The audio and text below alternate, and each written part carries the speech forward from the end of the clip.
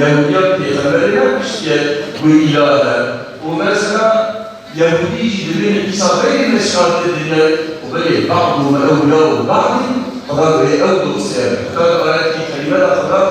يعني وللبأس الشديد علينا أيها الإخوة الأحبة أن نحقق وأن نسعى ونحن نتحدث عن تحرير الأقصى عن قضية تحقيق هذا الشرط وهو Dünya Kudüs Haftası münasebetiyle malum biz Peygamber sevdaları ile beraber çeşitli etkinlikler, alanda, sahada, basın çıkarması, toplantılar yaptı.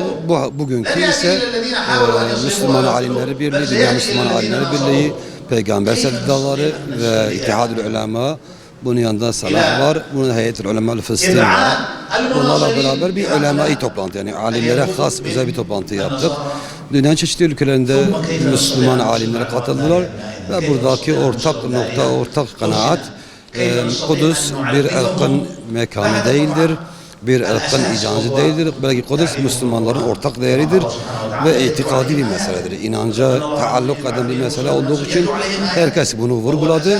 Bunun yanında Kudüs'ün sevgisiyle yetiştirebilecek nesillerin yetiştirilmesi gerekir inancına, kararına vardı, kanaatine vardı, dile getirdiler. İnşallah yarın da buna benzer daha geniş kapsamlı İstanbul'da bir program düzenleyeceğiz ve hafta boyunca inşallah programlarımız bu şekilde Kudüs'le ilgili devam edecek.